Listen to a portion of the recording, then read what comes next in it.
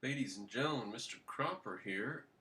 Just going to speak to Daniel Mayo's comments on this video, Is Yaron Brook D-Type on Trump? Daniel Mayo says he agrees with Yaron that things will get worse because of Trump, even more so than if Hillary had gotten elected. Now, I said that is provably insane.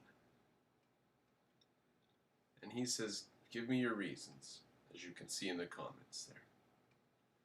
Now, the reason I say it's provably insane is because of what the Democrats are doing. Imagine if they had done that with Hillary. Imagine gender bathrooms and everything else. And imagine Obama's jobless recovery just dragging on and on and on.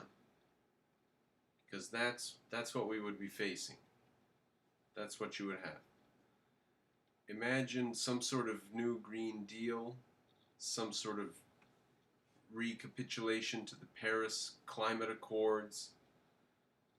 Imagine all kinds of Democratic garbage, a national $15 an hour minimum wage, cementing Obamacare into place instead of taking it off the books.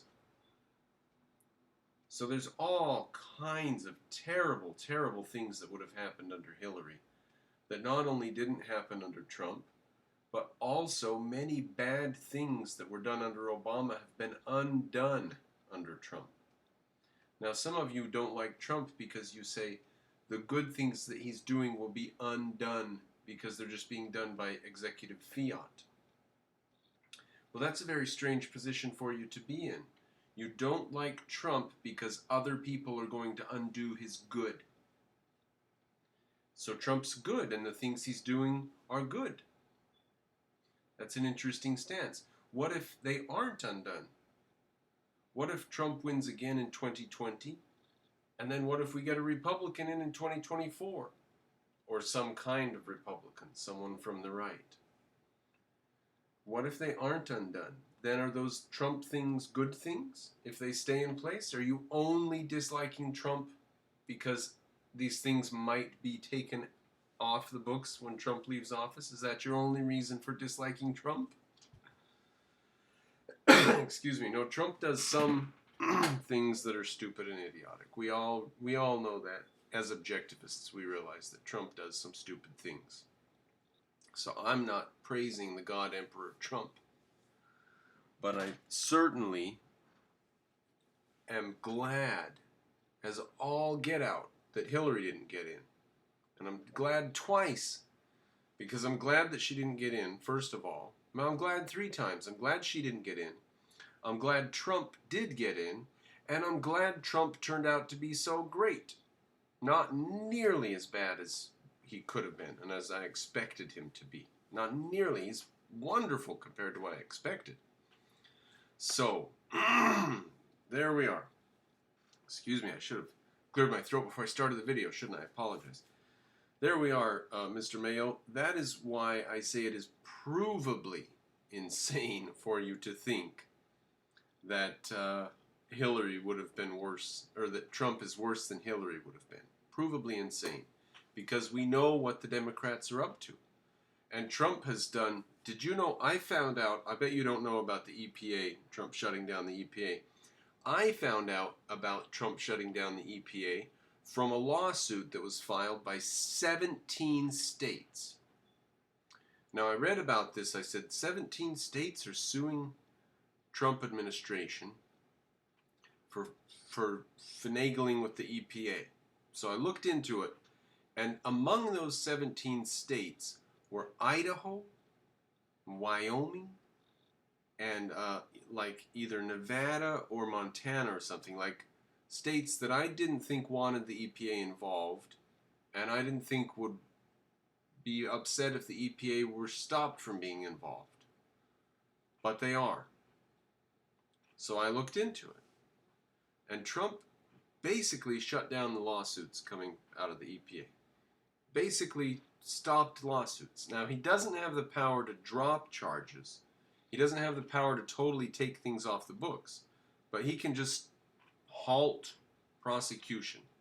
He gets to set priorities for prosecutions.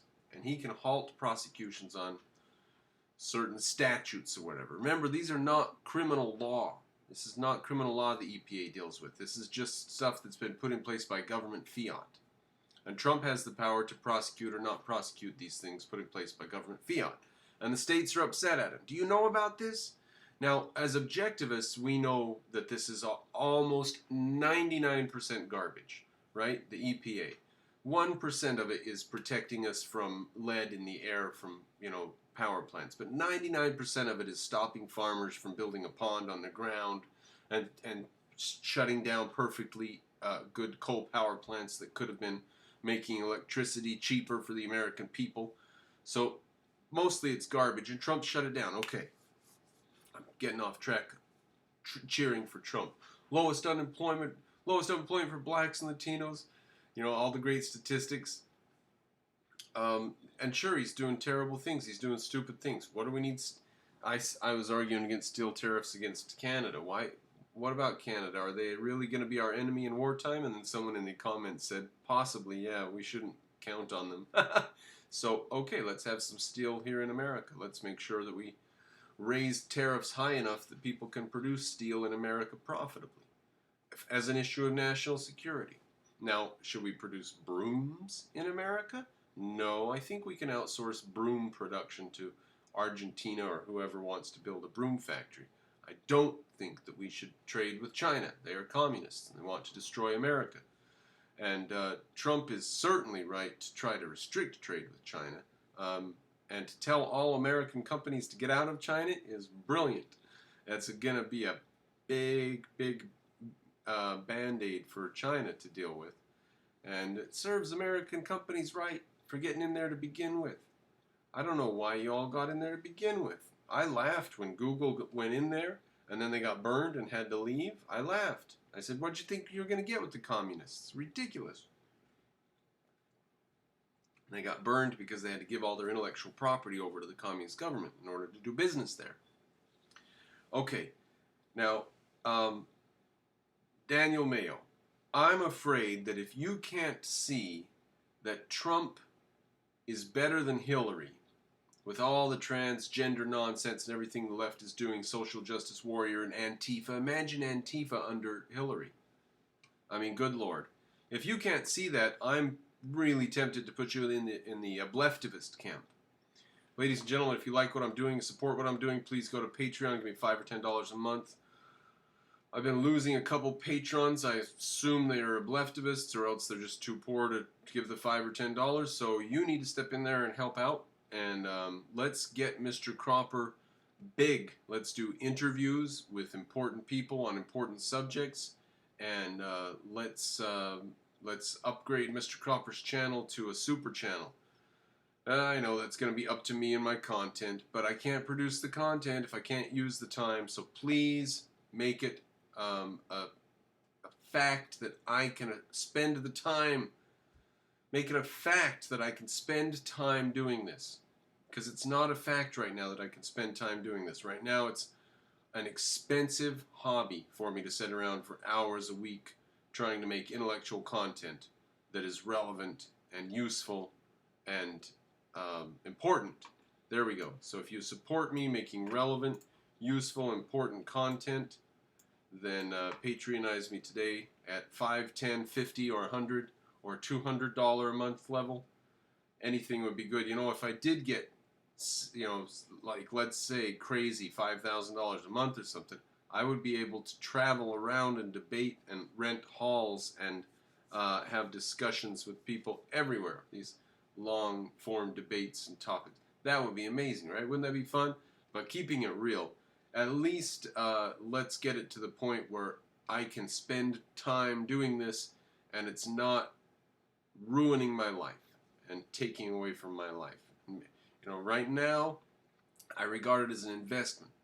Some people would say what I'm doing right now is a sacrifice to give up so much time for so little money. But I think it's an investment. And it's an investment if my audience grows and if my Patreon support grows. But it's a sacrifice if it doesn't. Or it was just an ill-conceived investment. All right, ladies and gentlemen, Patreon, please. Thank you, Mr. Copper.